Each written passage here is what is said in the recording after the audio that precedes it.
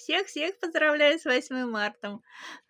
Мне такую обнимашечку подарили уже, гусенка-обнимашечку вот такую. Это моя мама мне преподнесла такой подарок. А еще у меня вот такие прекрасные нарциссы, тюльпаны мне сегодня подарили. А вчера мне Ирина подарила вместе с Димой тюльпаны красивые еще вдобавок, шерстяной моточки подарили мне.